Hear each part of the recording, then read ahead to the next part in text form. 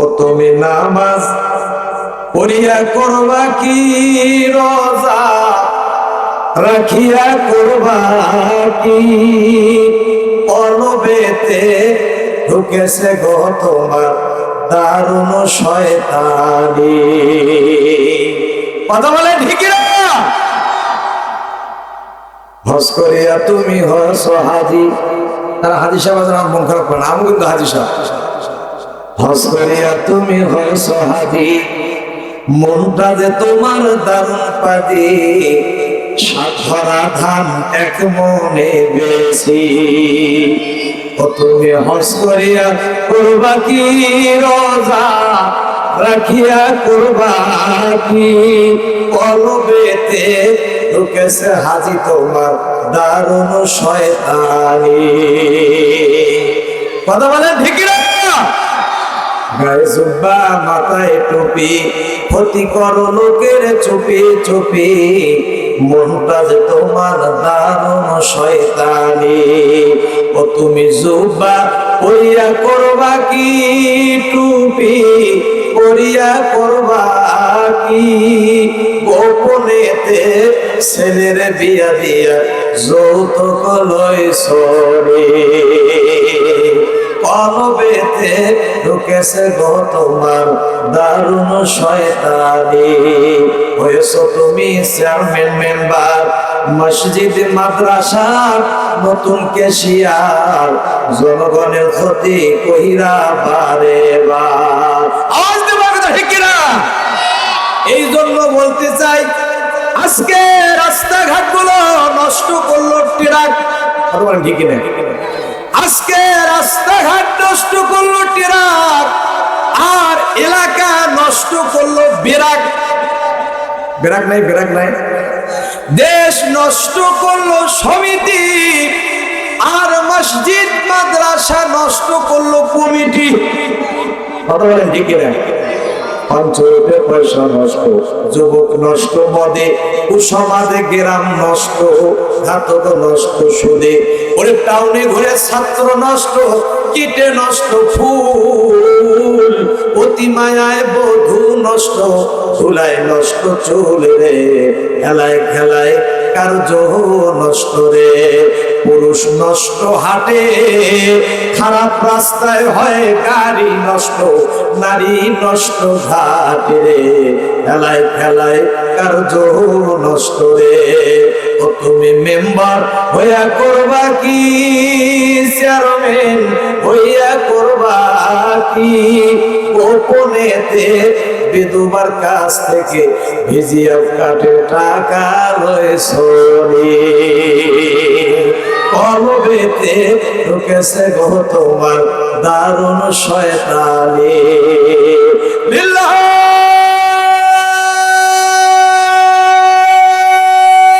তাকবীর, লিল্লাহ তাকবীর। আল কোরআনের আলো, আল হাদিসের আলো, দুর্নীতির আলো। অনেকে বলছে ঘরে ঘরে যাবে, আলহামদুলিল্লাহ বলে, আর জোরে বলে। রিফায়েতপুর চৌরাস্তা যুব সমাজের উদ্যোগে আজকে বিশাল ওয়াজ মাহফিলের সম্মানিত সভাপতি জনাব মোহাম্মদ মুনসুর আলী বিদা, অবসরপ্রাপ্ত স্টেশন মাস্টার, আল্লাহ পাক ওনাকে কবুল মঞ্জুর করবেন, আমিন। আজকের মাহফিলের সম্মানিত সহ সভাপতি আমার বন্ধুবর হাফেজ হযরত মাওলানা মোহাম্মদ সানাউল্লাহ সাহেব, আল্লাহ পাক ওনাকে কবুল করবেন, আমিন। আজকের মাহফিলের সম্মানিত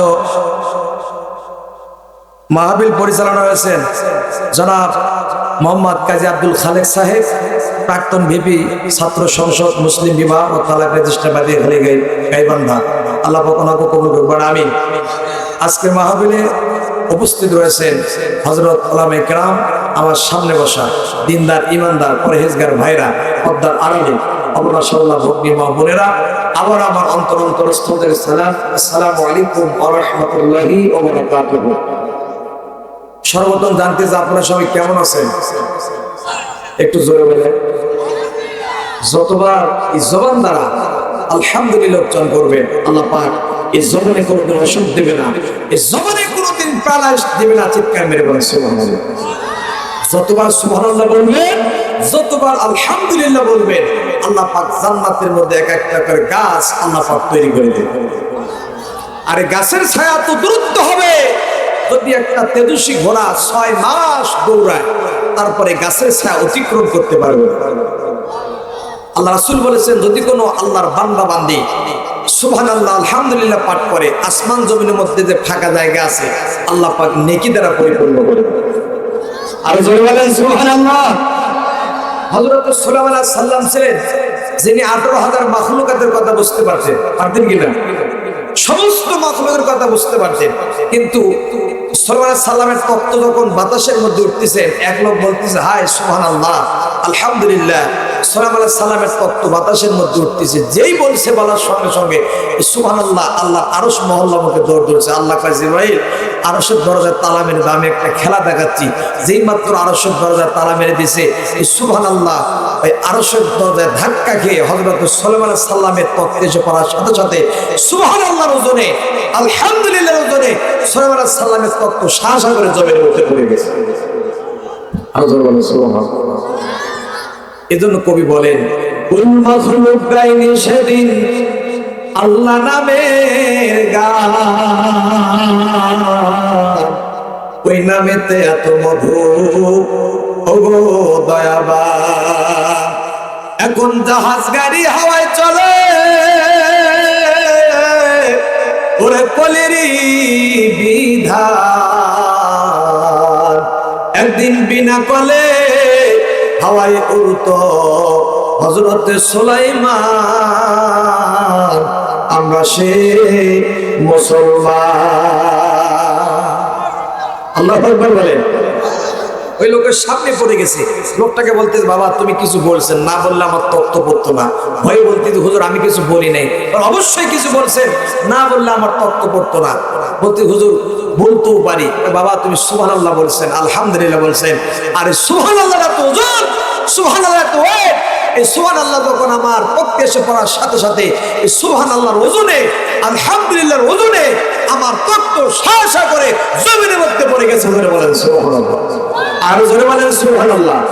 সমস্ত আসমান যদি এক পাল্লা রাখা হয়, সমস্ত পৃথিবী যদি এক পাল্লা রাখা হয়, আর সুবহানাল্লাহ আলহামদুলিল্লাহ যদি এক পাল্লা রাখা হয়, তাহলে সুবহানাল্লাহর পাল্লাটাই ভারী হয়ে যাবে। আর জোরে বলেন সুবহানাল্লাহ। আমি একটা উদাহরণ দিয়ে আলোচনাটা শুরু করতে চাচ্ছি, দেবো বলবো পেছনে ভাইরা বলবো। এক মা তার মেয়েকে বলছে যে বাবা, এক মা তার মেয়েকে বলছে যে মা তুমি একটু শাক তুলে নিয়ে আসো। কি তুলে?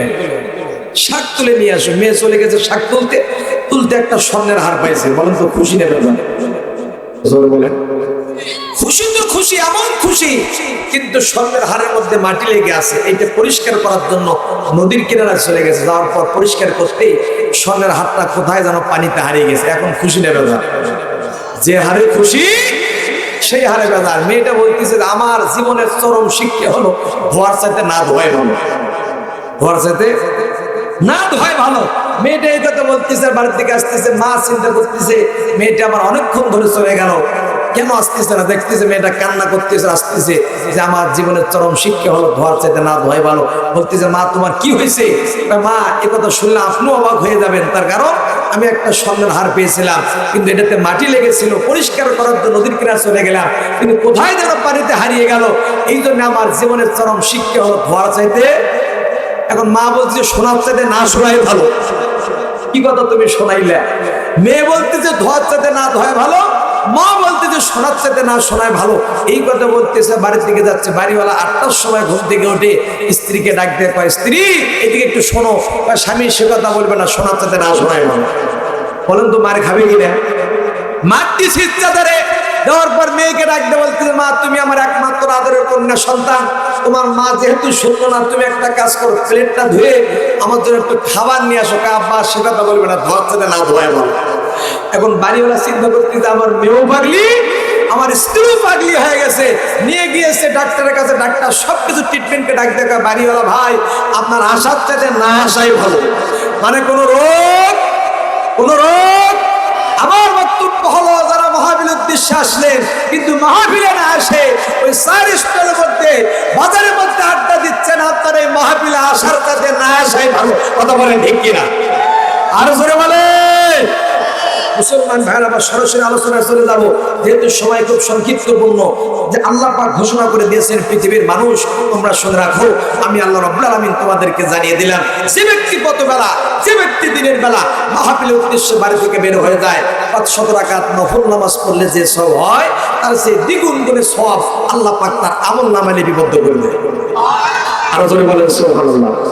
আল্লাহ পাক বলেছেন, আল্লাযীনা ইয়াসতামিউনাল কওলা ফায়াত্তাবিউনা আহসানাহু উলাইকা আল্লাযীনা হাদাহুমুল্লাহ।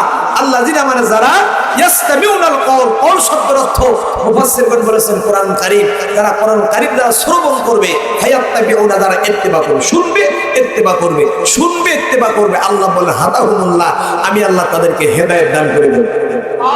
আরো জোরে বলেন সুবহানাল্লাহ।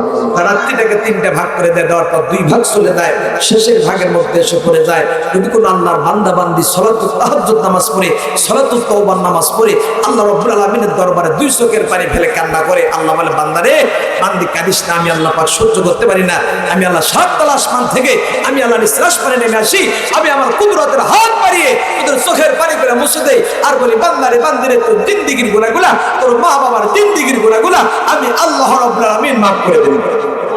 আরো জোরে বলেন সুবহানাল্লাহ। আল্লাহ ডাক দিয়ে বলেন, পৃথিবীর মানুষেরা রে, আমি আল্লাহ রাব্বুল আলামিন তোমাদেরকে ডাক দিয়ে বললাম, পৃথিবীর মানুষেরা তোমরা শুনে রাখো, আমার বান্দা বান্দিরে তোমরা শুনে রাখো, কোন বান্দা তোমরা আছো, কোন বান্দি তোমরা আছো, রাত্রিটাকে যখন তোমরা 3টা ভাগ করে দাও রে বান্দা বান্দি, বান্দিরে তোমরা শুনে রাখো, বান্দা বান্দি তোমরা শুনে রাখো, প্লিজ ভাই কোনো দিকে নজর করবেন না। জানি না আলোচনাটা শুনতেন কিনা জানি না ভাই, একটু দিনের কারণে শুনবেন মুসলমান ভাইরা আমার, একটু আগে আগে বসেন তো দেখি ভাই, যে একটু পিছনে জায়গা হচ্ছে না, একটু আগে আগে আসেন, ফাঁকা জায়গাগুলো একটু পূরণ করেন। আল্লাহ ইলাহা, আগে আসেন, আগে আসেন ভাই, প্লিজ আগে আসেন, তত গা ঘেঁষা ঘেঁষা করে সামনে আগাবেন, আল্লাহ পাক সগীরা গুনাহ মাফ করে দিবে। লা ইলাহা। মা বোনেরা আপনারা একটু আগে আগে বসেন, মা বোনের এমনি এক বিঘা তুমি একা লাগে একদম বসতে, মামা একটু আগে আগে বসেন, মেহেরবানি করে সামনে করে বসেন। লা ইলাহা, লা ইলাহা মুহাম্মাদুর রাসূলুল্লাহ। আল্লাহ ডাক দিয়ে বলেন, পৃথিবীর মানুষ তোমরা শুনে রাখো, আমি আল্লাহ রাব্বুল আলামিন তোমাদেরকে জানিয়ে দিলাম, তোমরা শুনে রাখো রে বান্দা, এ বান্দি তোমরা শুনে রাখো, রাত্রিটাকে যখন তোমরা 3টা ভাগ করে দাও, 3টা ভাগ করে দেওয়ার পর যখন 2 ভাগ চলে যায়, শেষের ভাগের মধ্যে যখন এসে পড়ে দাও, এ বান্দা বান্দিরে, যখন তোমার 2 চোখের পানি নাকের ডগার কাছে এসে হাজির হয়ে যায়, তার সঙ্গে সঙ্গে আমার আরশ মহল্লা হেলতে থাকে আর তুলতে থাকে, আমি আল্লাহ ফেরেশতাদেরকে ডাকতে বলি, ফেরেশতারা আমার আরশ মহল্লা হেলে আর দয়ে গেল। আল্লাহর ফেরেশতা ডাক দেখে, আল্লাহ তারা জাহান্নাম থেকে মুক্তির জন্য জান্নাত পাওয়ার জন্য কান্দে, বলে তারা কি জাহান্নাম দেখেছে? না না না, তারা জাহান্নাম দেখে নাই, জাহান্নাম না দেখার পরও তারা বিশ্বাস স্থাপন করলো। ফেরেশতারা তোমরা সাক্ষী থাকো, আমি আল্লাহ রাব্বুল আলামিন ওই সব বান্দা বান্দীদেরকে জাহান্নাম থেকে মুক্তি দান করে আমি আল্লাহ রাব্বুল আলামিন তাদেরকে জান্নাতুল ফিরদাউসের মেহমান আমি আল্লাহ বানিয়ে দিলাম। জোরে জোরে বলেন সুবহানাল্লাহ। আমার বন্ধুরা, আমার উচ্চ বিষয় হলো কোরআন মানলে জান্নাতি, না মানলে জাহান্নামী। আল্লাহর বান্দারা আল্লাহ পাক ঘোষণা করে দেন, ওয়া ইযা তুলিয়াত আলাইহিম আয়াতুহু যাদাতুহুম ঈমানা ওয়া আলা রাব্বিহিম ইয়াতাওয়াক্কালুন। আর জোরে বলেন আল্লাহু আকবার। আল্লাহ একদিন বলে, বান্দারে আমার বান্দিরে তোমরা তোমরা শুনে রাখো, আমি আল্লাহ রাব্বুল আলামিন তোমাদেরকে জানিয়ে দিলাম। তোমরা শুনে রাখো রে বান্দা বান্দি, কোন বান্দা তোমরা আছো, কোন বান্দি তোমরা আছো, শুনে রাখো আমার বান্দা বান্দি। যখন তোমাদের সামনে কোরআনের আয়াতসমূহ তিলাওয়াত করা হয়, তখন তোমাদের ঈমানগুলো আরো বেড়ে যায়। তারা তাদের প্রতিপালক রব্বুল আলামিনের দরবারে পূর্ণ ভরসা রাখার শিক্ষা পায়। জোরে বলেন সুবহানাল্লাহ। বন্ধু আমার, এই কোরআন মানলে জান্নাতি, না মানলে জাহান্নামী, এমন একটা তথ্য আমি আপনাদেরকে দিয়ে যাচ্ছি। আমাদের এই গাইবান্ধা জেলার পাশে একটা জেলা আছে বাবা, যে জেলাটার নাম হলো কুড়িগ্রাম জেলা। এই কুড়িগ্রাম জেলায় একটা বাস্তব ঘটনা ঘটেছে বন্ধু আমার। দৈনিক দেশের পত্রিকার মধ্যে লম্বা একটা কলাম চলে এসেছিল। কলামটা বললাম, দুই চোখের পানি আমি ঠিক রাখতে পারলাম না। আরে এই বন্ধু, এই কুড়িগ্রাম জেলা একজন হুজুর ছিল, যার ডাক নাম ছিল হলো ঘুঘু মুন্সি। কি মুন্সি? ঘুঘু মুন্সি। 120 বৎসর বয়স, সিনার মধ্যে 30 পারা কোরআন। এই আল্লাহর বান্দা যখন 120 বছর বয়সে যখন মারা যায়, মারা যাওয়ার সঙ্গে সঙ্গে এই যমুনা নদীর তীরে যখন তাকে দাফন কার্য সম্পন্ন করলেন, দাফন কার্য সম্পন্ন করার পর 23 বছর মারা যাওয়ার 23 বছর পর এই নদী যখন ভেঙে চলে আসলো, ভেঙে চলে আসার পর ঘুঘু মুন্সির যখন কবরটা ভেঙে গেল, ভেঙে যখন তার লাশটা বের হয়ে গেল, সমস্ত সাংবাদিকগণ, সমস্ত এলাকার লোক দেখতে পাচ্ছে না, হারে ঘুঘু মুন্সিকে যেন 23 বছর পূর্বে দাফন কার্য সম্পন্ন করা হয়েছিল, কিন্তু ঘুঘু মুন্সির দেহটা এখনো পর্যন্ত 23 বছর পরেও মাটির মধ্যে যার্রা পরিমাণও তার কাফনের কাপড়ের মধ্যে মাটি ধরে নাই, যার্রা পরিমাণও শরীর থেকে গোস্ত খুলে পড়ে নাই। সমস্ত সাংবাদিকগণ মিলে, সমস্ত এলাকার লোকজন মিলে সেই লাশটাকে উঠাইয়া একটু দূরত্বে যখন আবার দাফন কার্য সম্পন্ন করলেন, আল্লাহর বান্দারা শুনে রাখেন ভাই রে, একই নদী আবার 32 বছর পর যখন ভেঙে গেল, ভেঙে দেওয়ার পর দেখতে পাচ্ছেন আবার যেন ঘুঘু মুন্সির কবরটা ভেঙে গেল 32 বছর পর। 32 বছর পর ভেঙে দেওয়ার পর আবার সমস্ত এলাকার লোকজন যেন দেখতে পাচ্ছেন ঘুঘু মুন্সির কবরটা ভেঙে গেছে।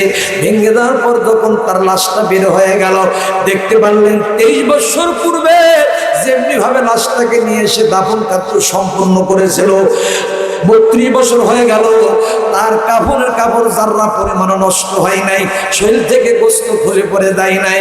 বন্ধু, আল্লাহর বান্দারা সমস্ত সাংবাদিকগণ মিলে, এলাকার লোকজন মিলে চলে গেলেন সেই ঘুঘু মুন্সির বাড়িতে।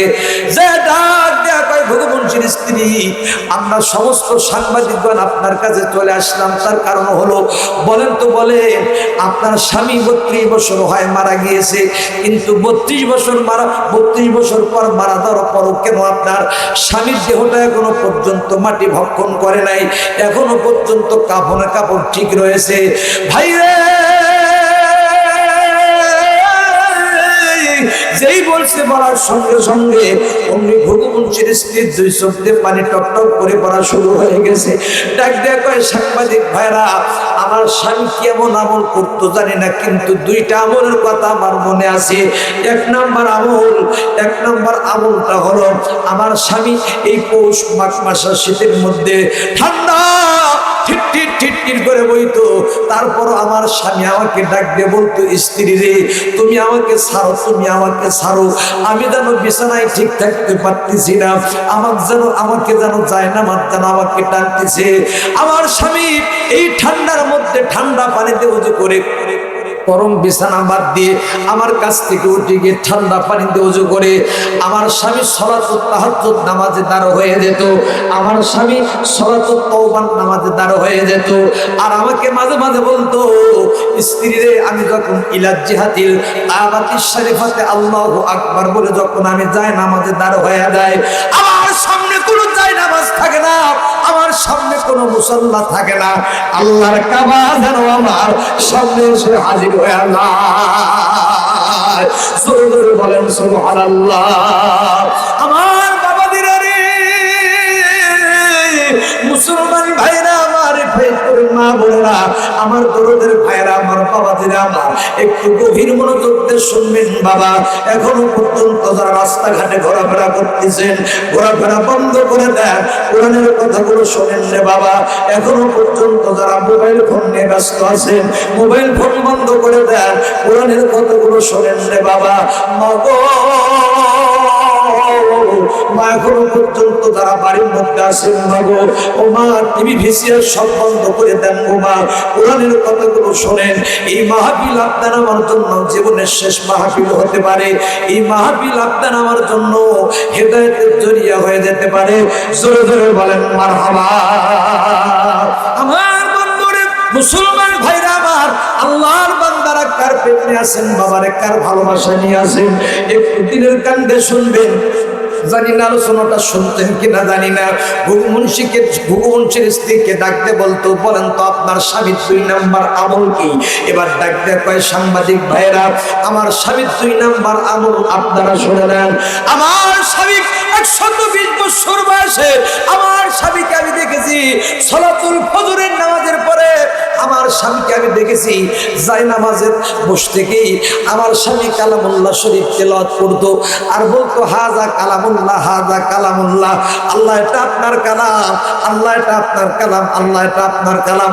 আর আমি লক্ষ্য করতাম আমার স্বামীর চশমার ফাঁক দিয়ে চোখ থেকে ঝরঝর করে পানি পড়তো।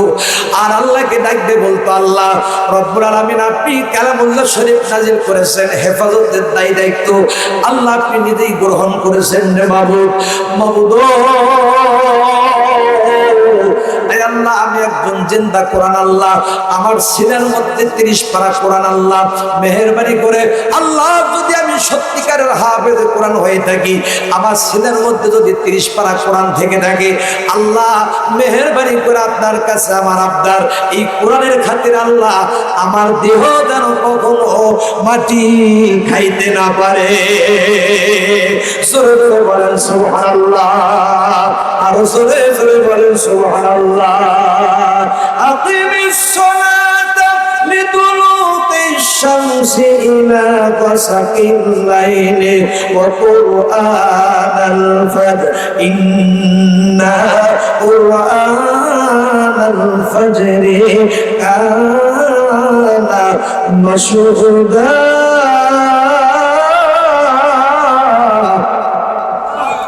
আল্লাহু আকবার।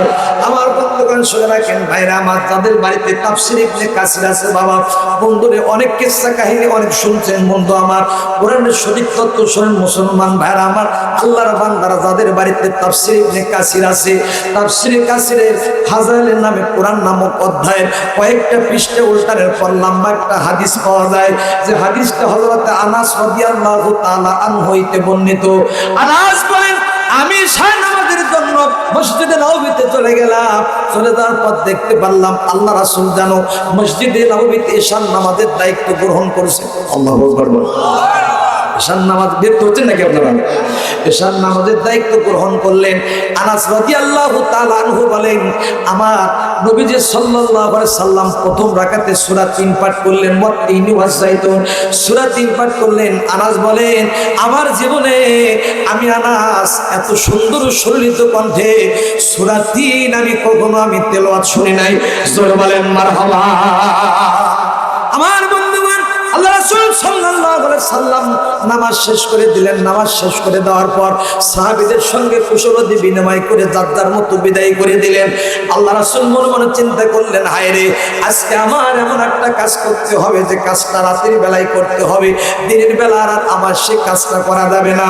আল্লাহ রাসূল মসজিদে নববী থেকে হাঁটি হাঁটি পা পা করে যখন রওনা দেওয়া শুরু করে দিলেন, একটু সামনের দিকে আগাইলে দেখতে পারতেছেন কে জানো ঈশার নামাজের অন্তে সূরা আর রহমান যেন তেলাওয়াত করতেছেন মধুর কণ্ঠে। জোরে বলেন মারহাবা। ও মুসলমান বন্ধু আমার, আল্লাহর বান্দারা শুনে রাখেন ভাইরে, কার প্রেম নিয়েছেন, কার ভালোবাসা নিয়েছেন? বন্ধু আমার, আল্লাহর বান্দারা একটু গভীর মনোযোগ দিয়ে শুনবেন। একটু আল্লাহ রাসূল থমকে জমিনের মধ্যে দাঁড় হয়ে গেলেন। কে গো, কোন আল্লাহর বান্দা? গভীর রাতের বেলা তুমি সূরা আর রহমান তেলাওয়াত করতেছেন, দেখতে পাচ্ছেন অন্য কোন সাহাবী নয়, একজন বয়স্ক সাহাবী, যে সাহাবীর নাম হলো আবু মুসা আশআরী রাদিয়াল্লাহু তাআলা আনহু। বয়স্ক একজন সাহাবী, আল্লাহর বান্দা গভীর রাতের বেলা সূরা আর রহমান তেলাওয়াত করতেছেন। নবীজি থমকে দাঁড়িয়ে গেলেন। আবু মুসা আশআরী এক পর্যায়ে তেলাওয়াত যখন থেকে দিয়ে আল্লাহর বান্দা সেই আবু মুসা আশআরী ঘুমের ঘরের মধ্যে যখন ঘুমিয়ে পড়ে গেলেন, বন্ধুরে ঘুমের ঘরে ঘুমিয়ে পড়ে যাওয়ার পর আল্লাহ রাসূল সেখান থেকে যখন চলে আসলেন, আসার পর ফজরের জামাতের পর নামাজ পড়ার পর সাহাবীদের উদ্দেশ্যে ডাকতে কয়, সাহাবীরা আজকের জামাতে আবু মুসা আশআরী তুমি কি উপস্থিত রয়েছো? যে আবু মুসা আশআরীর নামটা নিয়েছে, নামটা নেওয়ার সঙ্গে সঙ্গে নামটা নেওয়ার সঙ্গে সঙ্গে আবু মুসা আশআরী কলিজাটা থরথর করে কেঁপে উঠছে। আল্লাহ, এত বড় বড় সাহাবী থাকতে তাদের নাম নিল না, কিন্তু আল্লাহর নবী কেন আজকে আমার নামটা নিলেন? বন্ধুরা আমার, সহিহ হাদিসের কথা। ও মুসলমান বন্ধু আমার, আল্লাহর বান্দারা, আবু মুসা আশআরী রাদিয়াল্লাহু তাআলা আনহু ডাক দিয়ে কয়, লাব্বাইক ইয়া রাসূলুল্লাহ, আমি আবু মুসা আশআরী ফজরের জামাতে উপস্থিত রয়েছি। জোরে জোরে বলেন মারহাবা।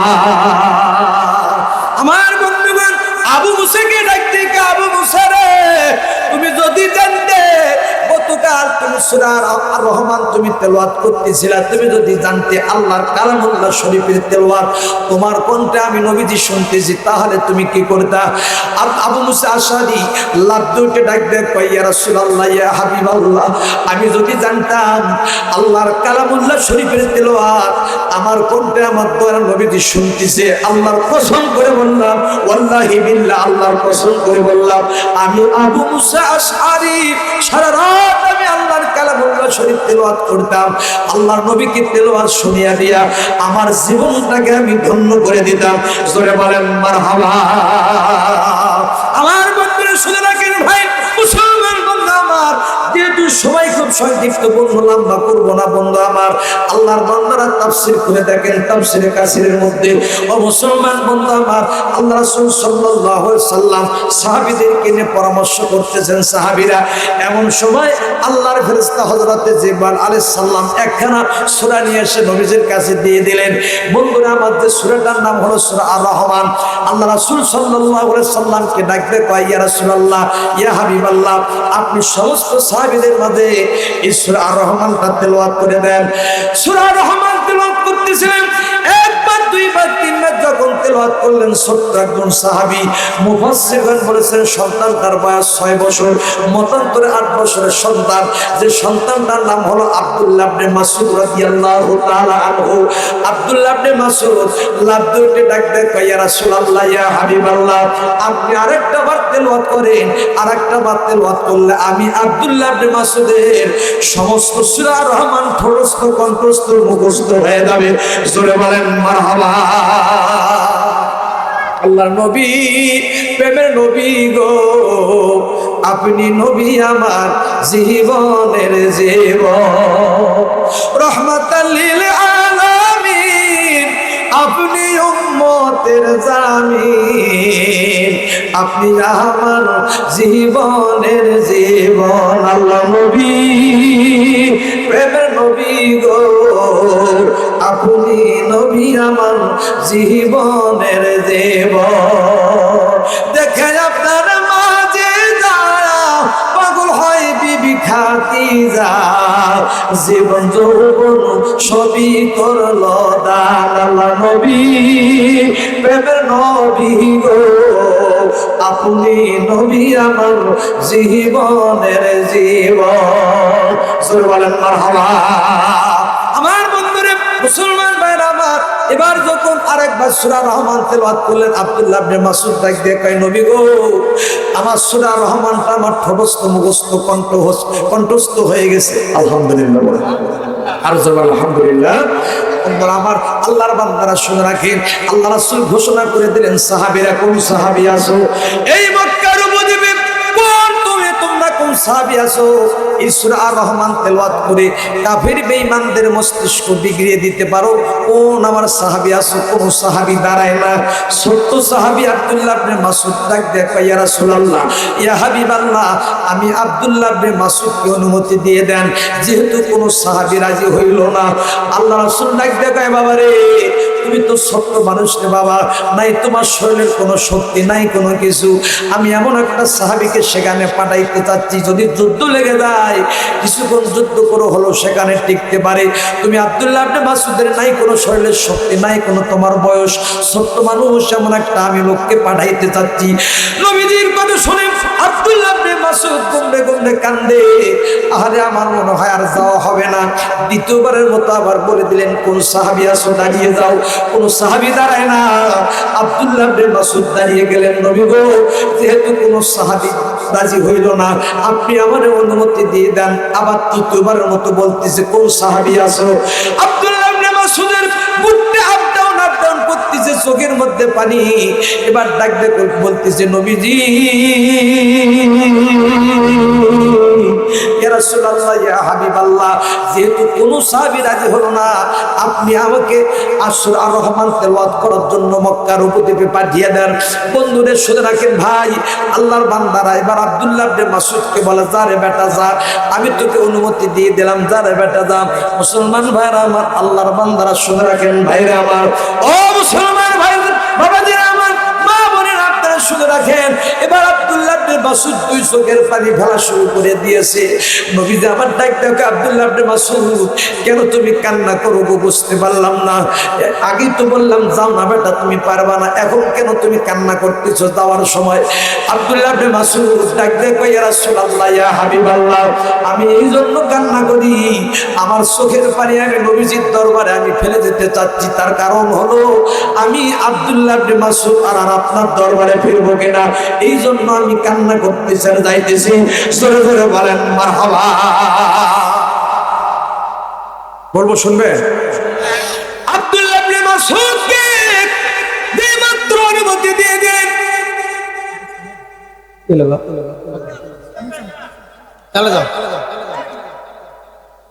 চলে যাও। আব্দুল্লাহ ইবনে মাসউদকে যেই মাত্র অনুমতি দিয়ে দিলেন, দেওয়ার সঙ্গে সঙ্গে আব্দুল্লাহ ইবনে মাসউদ হন হন করে রওনা দেওয়া শুরু করলো। আল্লাহর বান্দারা, বন্ধুরা যারা হাজী সাহেব আছেন দেখতে পারেছেন, বন্ধুরা আমার, আব্দুল্লাহ ইবনে মাসউদ যে পাহাড়ে উঠে সূরা আর রহমান তেলাওয়াত করেছিলেন, আমি আল্লাহর অদম বান্দা সেই আব্দুল্লাহ ইবনে মাসউদ যেখানে কোরআন শরীফ তেলাওয়াত করেছিল, আল্লাহ পাক আমাকে সেখানে ওঠার সৌভাগ্য আল্লাহ পাক দান করে দিয়েছিল। ও মুসলমান বন্ধু, এমন একটা পাহাড় যে পাহাড়ে বন্ধু 2000 ফিট উপরে সেই পাহাড়টা। ও মুসলমান বন্ধু আমার, আল্লাহর বান্দার আব্দুল্লাহ ইবনে মাসউদ যখন সেই সূরা আর রহমান তেলাওয়াত করা শুরু করে দিল সেই মক্কার উপদ্বীপে, আর সূরা রহমান তেলাওয়াত করা যখন শুরু করে দিল, কাফের বেঈমানরা শত শত সেখানে তাক লেগে সূরা আর রহমানের তেলাওয়াত শোনা শুরু করে দিল। কিন্তু আবু জেহেল আগেই বলেছিল, খবরদার খবরদার, মুহাম্মাদের উপর যে কিতাব অবতীর্ণ হয়েছে তোমরা কিন্তু এই কিতাবের তেলাওয়াত তোমরা শুনবা না, আর এই তেলাওয়াত শুনলে তোমাদের কিন্তু গদ্দানের মধ্যে পাল্লা থাকবে না। ও মুসলমান বন্ধু আমার, একটু গভীর মনোযোগ দিয়ে শুনবেন রে ভাই, আল্লাহর বান্দারা। এবার যখন আবু জেহেলের কাছে সংবাদ গেল, আবু জেহেলের কাছে সংবাদ দেওয়ার সঙ্গে সঙ্গে আবু জেহেল দৌড় দিয়ে এসে দেখতেছে, হায় রে সর্বনাশ, যে এমন একটা সুন্দর ফুটফুটে চেহারা অধিকারী একজন সন্তান সূরা আর রহমান তেলাওয়াত করা শুরু করে দিয়েছে, আর শতে শতে কাফের বেঈমানরা তাক লেগে সেই তেলাওয়াত শুনতেছে। জোরে জোরে বলেন মারহাবা। আবু জেহেল শুনতেছে, আবু জেহেলের হুঁশ নাই, জোরে বলেন মারহাবা। আর জোরে বলেন মারহাবা। হঠাৎ করে আবু জেহেলের মাথার মধ্যে কেস করে গেল, আমি তো বলেছি মুহাম্মাদের উপরে যে কিতাব অবতীর্ণ হয়েছে সেটা তোমরা শুনবা না, কিন্তু আমি তো নেতা, আমি যদি সেই তেলাওয়াত শুনি তাহলে তো অবস্থা খারাপ হয়ে যায়। এবার সন্তানটাকে ডাক দেখো, আব্দুল্লাহ ইবনে মাসউদকে ডাক দেখো, বেটা আখলাক লিসানিকা, তোমার জিহ্বা বন্ধ করো, একটা হরফ তুমি উচ্চারণ করতে পারবা না। কিন্তু বন্ধুরা আমার, আল্লাহর বান্দারা, এবার আব্দুল্লাহ ইবনে মাসউদ কোনো কথা শুনে না, সূরা আর রহমান যেন তেলাওয়াত করতেছেন, আর রহমান